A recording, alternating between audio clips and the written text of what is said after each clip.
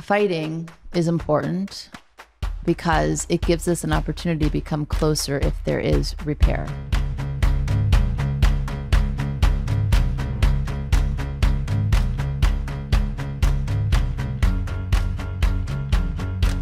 Welcome to Spiritually Hungry.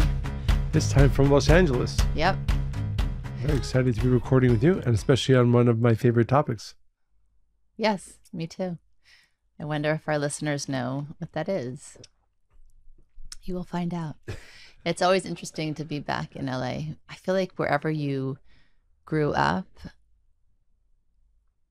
you can't help but think about who you were and what you experienced, and hopefully what you are today is new and improved in lots of ways, but it still brings up, it's an energy, right? It's a frequency. It brings up like ghosts of the past. Ghosts. I've had a day. Good ghosts? Oh, you had a day? I didn't notice. I had a day. Really? Yeah. But I'm excited to, I turned it around and I'm excited to record this with you.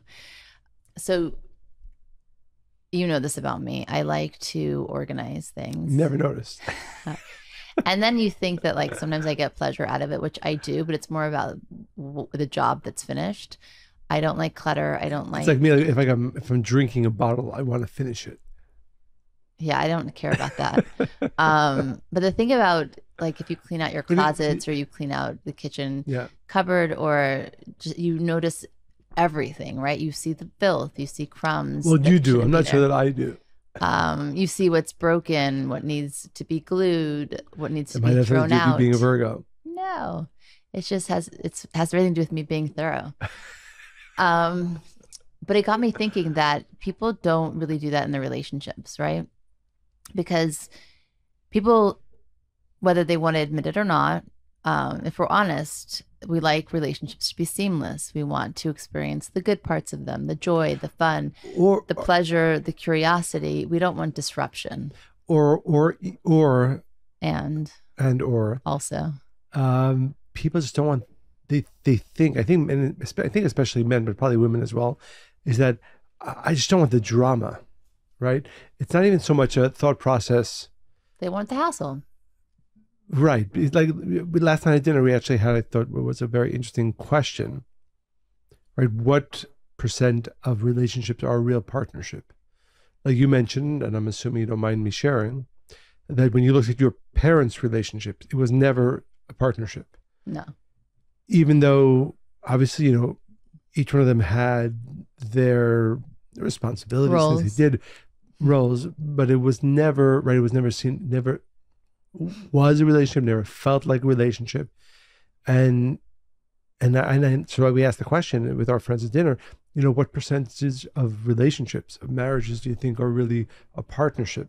Where there's that real, it's not so much that we do everything together, but it's a real sense of this is our thing.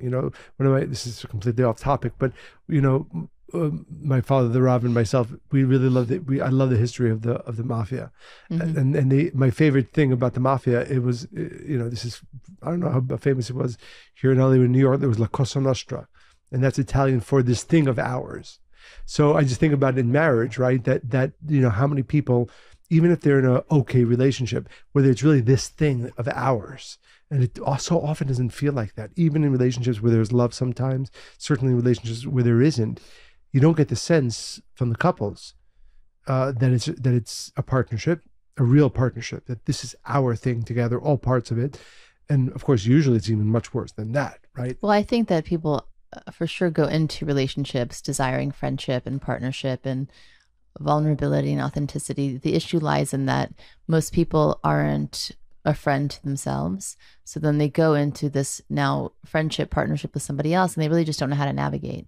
And that's why I'm excited about today's episode, because there's some things and tools that I want to share and things we're going to discuss that I think, and that's why I speak about love as often as I do and write about it, because I don't think it has to be as difficult as it is. I think the hard part, or maybe the more challenging part, should be probably finding the person. But again, first you have to find yourself. And then after that, there is a formula to follow that you can have a happy, fulfilled relationship where you have partnership and you have friendship. It's constant work. And of course, part of that is removing the ego. But of course it's nobody's intention that I'm going to be in this thing with somebody for the rest of my life and not be happy. Right. And I think maybe for many people, it's that they don't even have a roadmap of what that would look like. It just seems overwhelming. And they didn't have a model, right? In their own home, usually. It's funny because I didn't have it, but I remember, I mean, I think I came into the world like that, but I remember thinking like, I will absolutely never be in this kind of relationship. Like I was just not, I would rather be alone, you know? Interesting. Yeah. But I was paying attention, you know? I was like, this isn't fair. It doesn't seem right. And by the way, no one's happy. So that was obvious? To me, it was. Before you begin, I do want to interrupt you and tell our listeners. That's so rare. Yes. Yeah. That this would be a great time to pause the podcast, actually. And if you haven't read yet, Rethink People Love. Think that I put you up to this. No. Just sometimes. Buy the book, Rethink Love, and read it. It really will because I think, going back to what we just said, is that I think for so many people, even if they desire something deep and different, there just isn't a roadmap. And Rethink Love, the book, is a great roadmap for that. So that, yes, it's a lifetime work, but at least you have a way to get there. I think like I said before, I think for so many couples, it's just that, okay, things aren't exactly where we want them to be, but like, how in the world do we ever get them to where they want to be? So the book, I think is really important, but not just to read the book, but to build your relationship around the book. And second, go to spirituallyhungry.life and watch Rethink Love, Monica's masterclass on relationships. Again, I think the most important benefit, besides being entertaining and educational and full of wisdom, is that it actually gives a roadmap for couples to really, to create that pathway to a real partnership, to a relationship that will be deep and meaningful and thriving. So there's many, many things I can say about relationships, but I kind of want to focus on one specific area that's not very sexy. And as you said at the beginning, and I do see this mostly with men, they don't usually want to work on the relationship because it seems like it's going to be a hassle and painful and more complaining about what they didn't do. I'm so busy at work. Now I have to come home. It's not fun. I just want to check out, veg out. And I don't like to stereotype, but that's been my experience working with couples. Have you ever met a man who was like, oh, yeah, let's do the work? Yes. Really? Mm-hmm. Because the woman doesn't want to do the work. It's one or the other. It's rarely. Yeah. Do I know this person? But that's why I don't like to assign it to sexes, but usually women are just more eager. We are fixers, right? And in the rare cases where I find women just fully just not in that place, not because they're not even aware of it, the man usually is. That's interesting. I think that fighting is important because it gives us an opportunity to become closer if there is repair, right? And again, first thing has to happen. There has to be a shift in our minds that it's not just meant to be seamless, like nothing is. And I think we understand that in other areas of our life, like growing a business or raising children or taking care of a pet, whatever it is. But when it comes to a relationship, we have this false notion based on things that we've seen growing up that it's supposed to be always or mostly romantic, fun, and seamless, right? So the first thing is fighting is necessary because it shows us what's important to us. To be clear, when you say fighting, you don't just mean, no, but I mean, so there is a caveat, right? It's fighting, but you have to have a fighting style that you both choose on. But even I think what you're saying is so important is that it's even as it relates to arguments, right? It doesn't have to be, I remember recently we've had this where even a tone of voice in a conversation or something that's said, so it's not just a huge fight. When you say fighting, I think you're not just talking about the potential beautiful fruit benefit that comes from learning how to fight in a way that deepens the relationship, but it's really trying to use every bump in the road, every interaction that isn't optimal, not as a reason for anger, resentment, disappointment, or proof that you're with the wrong person, but rather as an opening to deepen the relationship. And I know this is something that you and I are try to be as mindful of this as possible. And even if there's we have I think it was yesterday or the day before we had like an interaction. And that would be yesterday. Yeah. Oh, you remember? I unfortunately forget them quickly. And you pointed out that the interaction, it wasn't a big deal, but the interaction wasn't the way we want to be interacting with each other. And I think and so I believe we actually got closer, right? And I think the bigger that's why I think with these, call them fights, disagreements, or just assessing something that can be better, is not negative in any way, really. It's actually a doorway into a beautiful opportunity to deepen your intimacy, your vulnerability. It's as powerful, if not more powerful, than a hug or a kiss. Well, somebody once asked us, we were giving a talk on relationships, and they asked us, I remember very specifically, he said, what was the worst fight you ever had? And, tell us about it. He was trying to be like salacious, like he really wanted, And it was a great question. The time you slapped me? No, because I said to him, punched me? Okay, the time you kicked me? So, some people might believe you. So I said, I don't remember the fight, but I remember how we repaired it, because that's what stayed with me. And I remember it was one of our bigger arguments, but I remember how we repaired and how much closer we felt because of it. And then I talked about the reparation, but I couldn't remember for the life of me what the argument was actually about. Interesting. And I think that's the point, if you're kind of navigating this correctly. So sorry, I don't mean to, again, like, you don't mean to cut me off. No, I don't mean to, but every time you say something really important, Mm-hmm. I really, hope our listeners, take the time to take this in. Because it's a completely revolutionary view of how you get close in relationships, right? People think, oh, we'll go on a great vacation. Also true. We'll have a great night on the town. Also true. All those moments, all the beautiful ways that relationships make us happy are also can be ways to deepen the relationship. But maybe even more powerful than all of those are the moments of small or big. We're talking about conflict. We're talking about misunderstandings, hurt feelings, but just being inconsiderate. But the point of this is, when you talk about these things and you come back together, it is the glue for the relationship. And right. So I see a lot of couples are like, no, I just shouldn't say anything. I'm just going to bite my tongue, or leave it, well enough alone, or, happy wife, happy life, all these isms that people go by. And it's really just because they're uncomfortable having a hard conversation. But if you have those conversations, it literally is the glue, because now you've learned something about yourself. You've expressed it. You've told your partner what you maybe could do differently, or what you wish for them to do. And now if you're both thinking spiritual, kind of proactive people, you're going to pay attention to that, and you're going to use it to become even again closer. I just think it's so profound, because again, and if you don't, you're actually missing an opportunity to deepen your relationship, right? So the shift in consciousness is that these moments are not, again, things we have to get over, but rather they're a beautiful opportunity to actually deepen our relationship. And I do that with our kids too. I had a little thing with one of ours yesterday. Yesterday was a great day for me. Maybe that's why today it was interesting. LA's been great.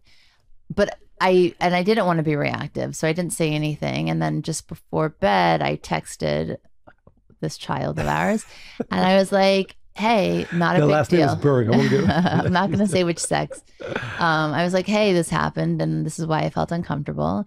And I'm sure you didn't mean it, but I'm not okay with it. And you might want to consider this. And so we had a back and forth, and then he accepted it. Oh, wasn't he? Oopsie. Okay, so but then I said, why don't you just think about it? Let's sleep on it. We'll talk tomorrow. And then we continued the conversation today.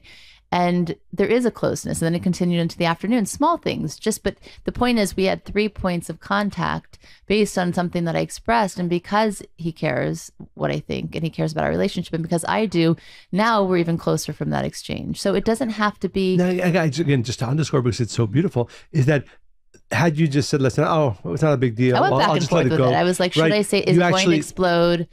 Yeah. That you actually created a deeper relationship with him, because you grabbed the opportunity to express yourself, and maybe in the uncomfortable moment, even though with our kids it's less so, but yeah. So I want to share with our listeners, so I think this will help them navigate if they want to start doing this in their most important relationships. By the way, so it's not just a romantic relationship, right? Your kids, your parents, friends, even a colleague, right?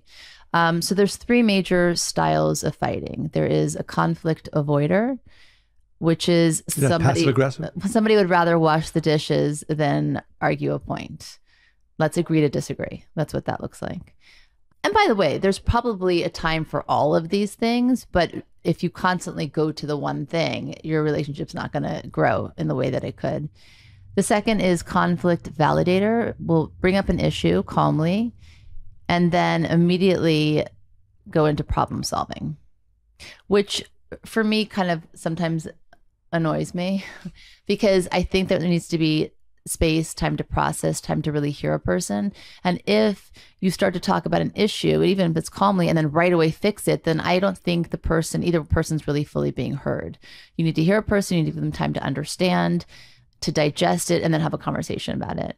And then there is... If I can just say, and this is, I think we said to remember that when we had our interaction yesterday, right? And that idea that you actually bring yourself to take in what the other person, your partner, your friend, your child says, rather than say, "Oh, I'm sorry," even saying, "Oh, I'm sorry," right? But actually taking that time, say, that's where change is going to come from. Well, we did that because I knew I was annoyed when I left the house and I just didn't say anything. And I waited 10 minutes into my car drive to call you. And then we talked about it and there was a pushback and then back. But then you called me later and it was, again, I think that with the story I told about our child and with this story, there should be space, right. Not in too much space, but just allowing there to be like a flow. Then it's real and it actually creates something. Yeah. As opposed to getting through it quickly and just saying, "Oh, I'm sorry," or whatever. No, that doesn't allow. Right, and it's a balance, right? You don't want it to drag on, but you want it to be that give and take that allows for understanding and a deepening. And then the third one is conflict volatiles, and that's when they express what they're feeling to prove that they're right, to just very quickly kind of get through it. To argue their point. It's not really taking you anywhere. So do you mind just repeating the three? Conflict avoider. Right. So those are the ones that just don't have the argument. Agree to disagree. Which I think is a lot. The ones who quickly solve, right? Conflict validator. Yeah. Bring up an issue, immediately jump into problem solving. Conflict volatiles. Express passionately, prove that they are right and that the other person was wrong. So the goal, right, in whichever way you decide to express yourself, is not to avoid conflict, but to navigate through it to come out stronger. So I think the key is when people are having an argument, what is the goal? What is the desired outcome?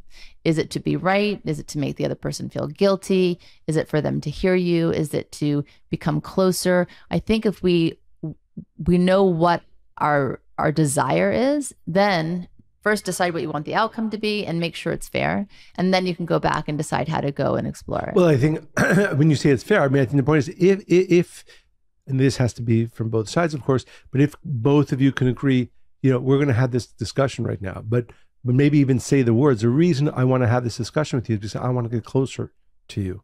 And then you proceed to say, what happened. I think that, and by the way, I don't think this is something that happens in one conversation. I think this has to be practiced. That's what I want to say. There's no one way to repair. It's going to be unique to each couple, but I think that this is the formula.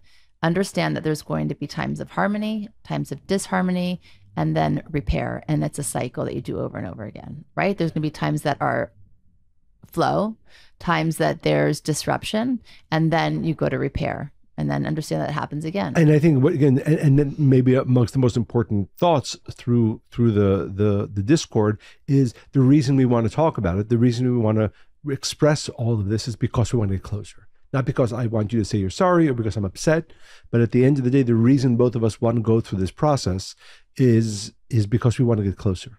Well, also it builds resiliency, right? To the relationship.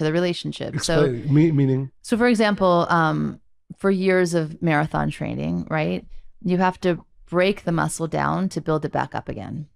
And that's actually how it grows stronger, from small little tears that then get repaired. Now, I overdid it and I really tore something, but it's through that way that we actually get stronger, which is really interesting if you think about it. So it's the same with relationships. And we want to look at it like kind of through that lens. Without the strength building, which is basically what the arguments are, you can't become stronger. You actually atrophy and the muscles become weaker, as does the relationship. Because if you're never going through this cycle, then where is the strength? Where is the growth coming from? It's small little tears that create a stronger relationship. Now, our listeners might be wondering, how do you keep connection in conflict, right? Because if there's too much conflict, it's very hard to stay engaged. But even if there's conflict in here and there, how do you keep the connection, even when it feels like you're often in conflict? And how do you keep the connection, especially in emotionally charged situations? So one is stay curious. Instead of jumping to conclusions, ask questions. Curiosity is one of the biggest tools. I always say to people, like, especially when you get triggered or you hear something negative, or even from the person or about the person, just ask questions. You know, I heard this, or I heard you say this. Why did you say it? Is it something that I did? And by the way, much easier said than done. Because people are afraid to hear the answers for the most part. Not just that. I think once people are in argument mode or in hurt mode, then the ego is there. And the ego is not curious about anything. The ego wants to be right. The ego wants to prove that it's right and that the other person's wrong. So I think, well, you have to be clear that you want to know the desire, the want behind the emotions. I want you to explain that, because it's really important, and maybe unpack that. But I think it's important, again, not to underestimate how difficult it is. Yes. To come in with curiosity. I can, Lana, as we say, we've been married for 27 years, and it's not always easy. I catch myself. I don't know about you. Maybe I help maybe you not. catch you. No. But the ego is ever present, right? And what you have to do is make a choice, though. Right. I mean, I use the example of parents to small children. When they're teenagers, you start to feel the ego come out again. But when they're small, really small, and they're having a tantrum, you can either yell at them, or you can say, my God, what's wrong with my kid, or judge them, or whatever it is. But if you stop and say, okay, what might they be feeling right now? Why are they behaving like this in this moment? And what can I do to make them feel better? We can do that for a child because our expectations are different, right? And because we love them a little when they're small. Yeah, but I'm not even sure that most parents come with that curiosity to their child when they're misbehaving. Again, I think often there's going to be that reactivity, like be quiet or stop it, or rather. Yeah, it's interesting. I don't know. Maybe it's me. I love kids, and I see this like with our friends, and I'm always watching behavior. And there's one child in particular who certain behavior for a very long time, like these crazy, wild, screaming tantrums that are getting worse as she gets older. So I got really curious about it. I started paying attention because it didn't add up. I don't think children are just like that. In that case, for instance, I don't think the parents were curious, right? Unfortunately, they weren't aware, or they weren't curious. Yeah. Right. Well, I helped. We became curious together, but I think it has to be a conscious choice for sure. But it's a really, really great tool. So that's number one. Next time, can you give an example? Because I think those two are corollary, right? That first come into the discussion, the repair discussion with curiosity, and try to limit the ego, and then when you come with that curiosity, then try to figure out. And this is something you said quickly, but I think it's really worth stressing. What is the want behind the words? Behind the words, right? Those two things are related, right? They're totally related. And the want behind the words. Maybe can you unpack yeah, for sure. A little bit more? As I've written about that a lot, I think it's a really powerful tool. So the first one is, let's use the example of children, because by our fourth child, I think I really became better at this. And she used to get really emotionally like overwhelmed, and she'd have like a tantrum. And I remember like pausing and saying, okay, what just happened before this? I couldn't really find it. What's really what does she want? And she couldn't really express it because she was like 3, 4. And I could tell that she was feeling overwhelmed and that she just needed to feel safe, right? Because I was watching her, I was observing, and I came to that conclusion. And you were curious. And I was curious. So when I thought that was the answer, the next time she had the tantrum, I got down on my knees and I pulled her into my arms and I just held her. And then she calmed down, and then we were able to talk about it. But it's only because I was observing her and I was curious about the behavior. Right. Now, and you wanted to figure out the one behind the screams. Exactly. And so I did, and it worked like a magic every time. And then she eventually didn't have those tantrums anymore because I was able to help navigate that earlier on before she went into that meltdown mode. in relationships, and I had this recently with a couple where their fights were just crazy. Like it would just devolve and he would explode 0 to 100. And then she'd react like begging him to calm down and stay and don't leave her. I'm not gonna say anything. And she wanted to know if she should leave. And I said, I'm not really sure why you're even asking that question, because clearly you don't want to leave. You've had this argument from what she was telling me, like over and over again for years. She's left 3 times. Have you tried just being curious? Like, why does he act like this? What is he feeling insecure about? What is it that you could do to make him feel more secure? What is it that he wants from you? So I gave her some exercises to do and to write down I gave her some questions to think about and to journal. And sure enough, they had a fight that evening after she left.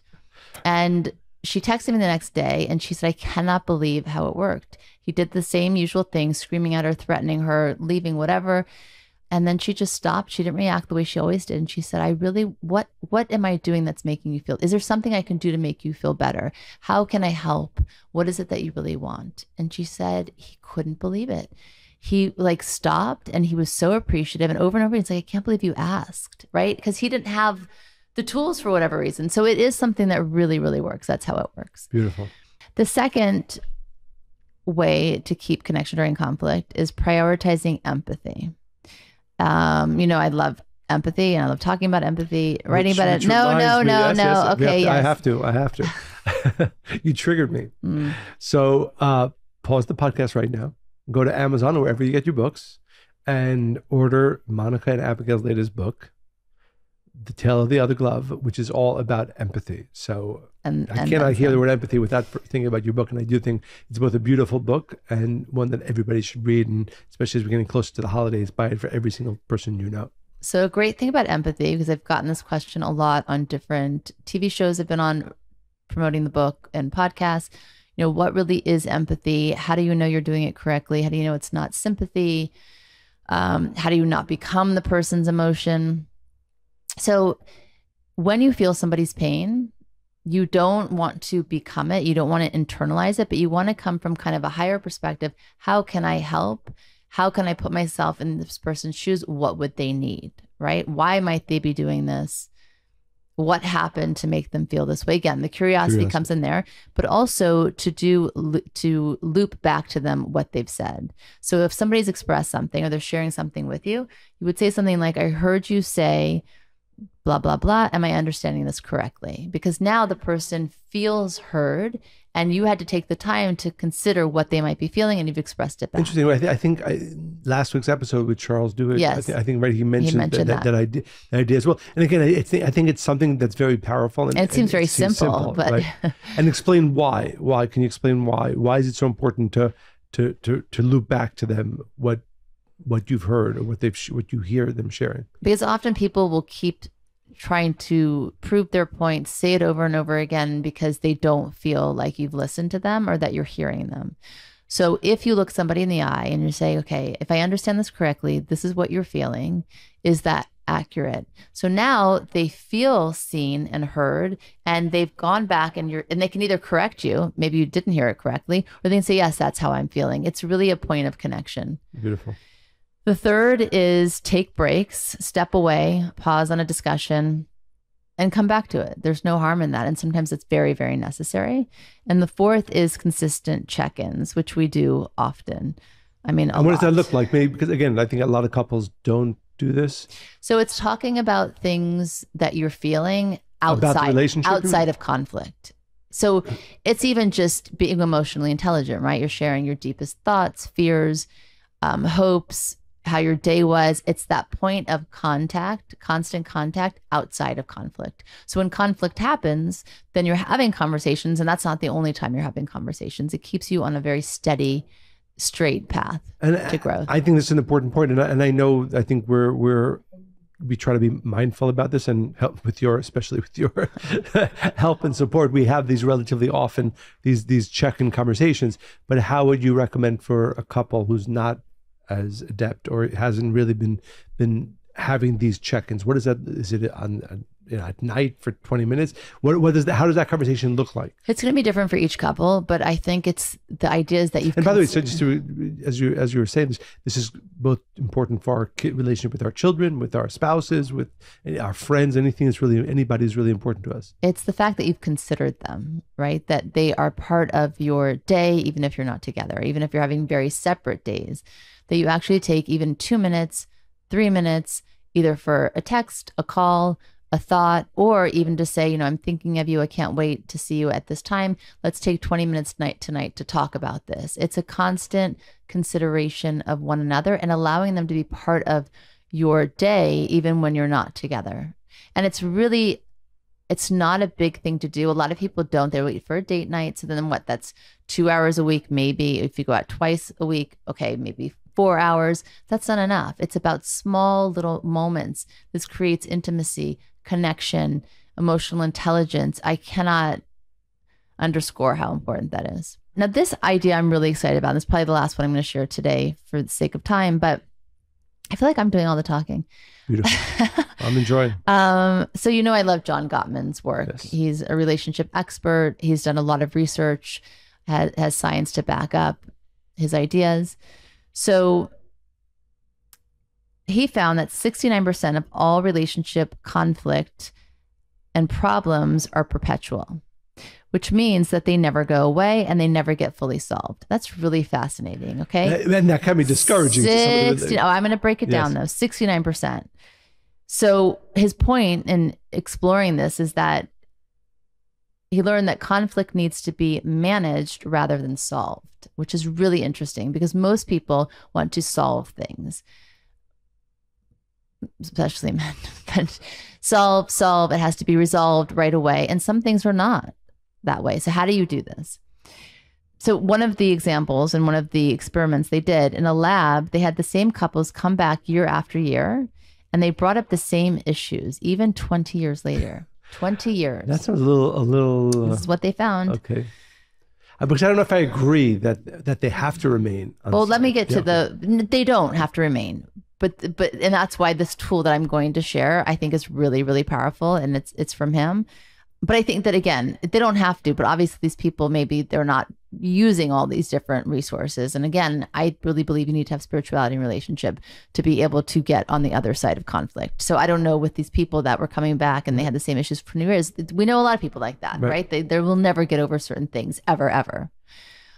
He said fighting right, whether we're talking about perpetual problems or solvable problems, he wants to know, he's asking, what is the biggest mistake that people make in a relationship? They don't repair? They fight to win. They fight to win. Which makes you feel really lonely in a relationship, right? Because nobody wants to be the loser and one person's the winner, and it just creates more separation. So again, he talks about this in a different way, but basically the first step is want behind the words, which we just discussed. And he pre-designed questions to discover what it is people want, right? So that's what I'm going to share now. So it's for sure not to be interrupted.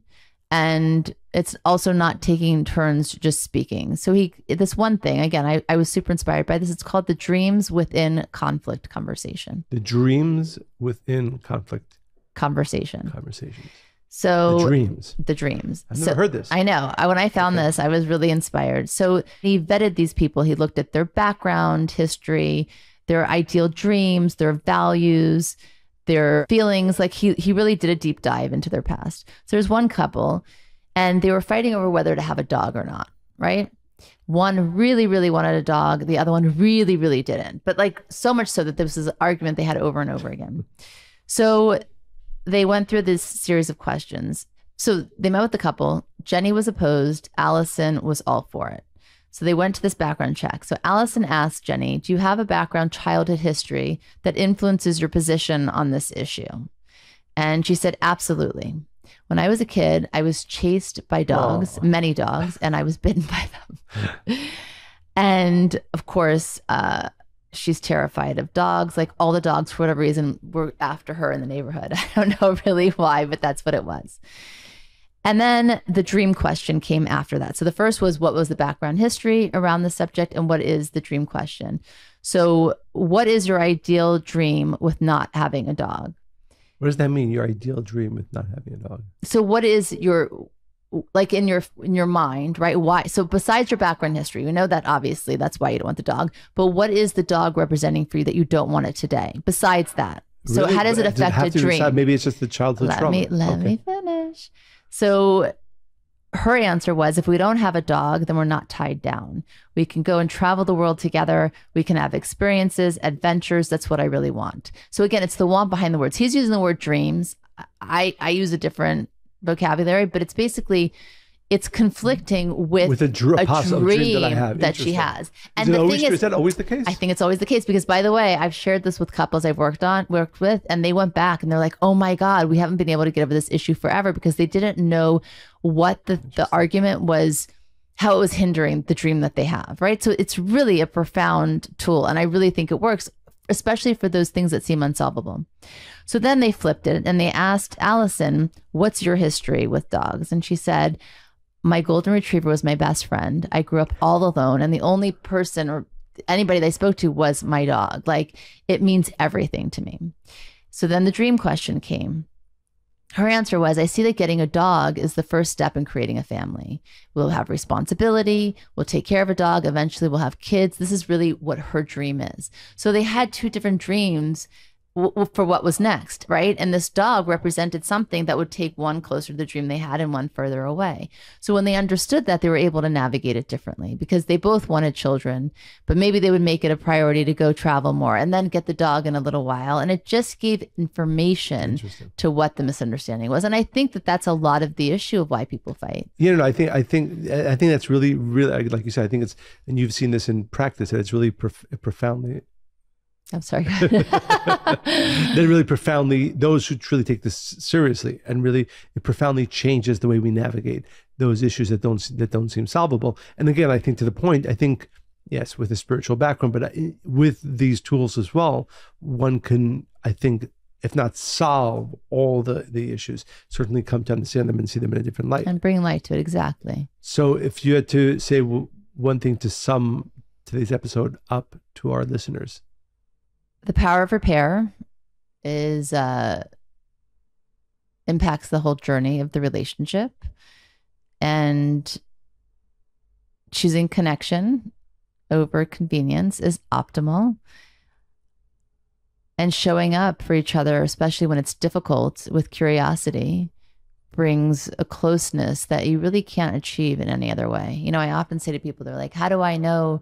What do I look for in a partner? You know, how do I know this person's the one? Of course, it's a bigger conversation, but I think one of the biggest things is ask yourself, this person that I'm with, or that I'm dating, or that I'm interested in, if I had to imagine the worst day of my life, how do I think they would show up for me? And how have they shown me that, right? Because that's really what you're going to work with throughout the relationship, is the core of the person, the essence, and same with yourself. Beautiful. Yeah, and if I think for me, the most important really shift in consciousness, hopefully for all of our relationships, is the understanding that those moments of disagreement, big or small, are actually some of the most important pathways into really deepening our relationship. So you don't want to ignore them. You don't want to push them aside. You actually want to grab them for the opportunities that they are, and use some of the tools that you shared today. And healthy couples are always talking, really always talking, especially, I mean, about all kinds of things, even when it's difficult.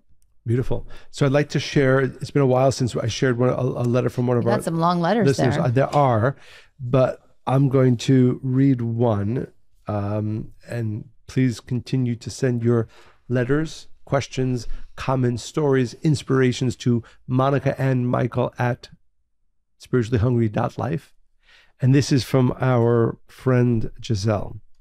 Hi, dear Monica and Michael. I am Jazelle. I write you with feelings of gratitude and love for your amazing way to share light upon all of us who follow you, and certainly to me. Your episode left me reflecting about whether I am really keeping busy in my life in the right way, and how I could do even more for the world, and also what activities are keeping me away from that desire to share myself to others. And this reflection is most inspiring. Thank you very much. But also, it led me to value those little things where you do share. For instance, since I moved from Mexico to the Canary Islands, I got a wonderful job helping a startup desalinizing seawater. I do the administrative and accounting stuff, but I feel useful to a transcendental mission. However, because nowadays I am calmer and happier, some of my colleagues have started to shout when I arrive in the morning, "Here comes the joy of the house." Mm-hmm. Isn't that great? I am not receiving this with my ego. In fact, I have not shared this with anyone. I simply see how you can touch others with light in everyday situations when you have done your effort yourself to rise above your worst flaws and selfish desires. Beautiful. On another anecdote, similar to what happened to Monica and Abigail with that dad that was mad at his son. OMG. This has happened to me several times. Normally, I do not dare to say anything since I am learning to stop feeling responsible for the whole world. But once at a park, I saw a mother completely out of control, shouting to her daughter. And coming from a battle with my own issues with losing control of emotions and a verbally violent mom myself, what I did is to approach the other mother with no judgment. And instead of reprimanding her for being so violent, I touched her shoulder and tried to share to her that I empathize with how difficult it is sometimes to know how to correctly raise a child and how this task can drain us at times. Amazingly, she started to cry. And I invited her to sit for a while, and I let her vent all of her confusion, fears, and rage about being a mom. Wow. And I guess it did help her, and I felt happy to have reacted in that way and given her some calm at that moment. Beautiful. Beautiful. Love, Jazelle. So Jazelle, thank you. Jazelle, maybe I'm going to try that next time. Yeah. I don't know. So thank you. I mean, I think there's a lot of really beautiful things that Jazelle shared. Yeah. Hopefully they will inspire our listeners as well. So thank you, Jazelle, for sharing this with us and with all of our listeners. And again, a reminder to all of our listeners to share all of your comments, questions, topic ideas, stories, inspirations. Monica and Michael at spirituallyhungry.life. And as always, make sure you go to Apple Podcasts, write 5-star reviews everywhere you get your podcast, share it with everybody you know. And as always, I hope your relationships are improved by listening to this episode, and they will be.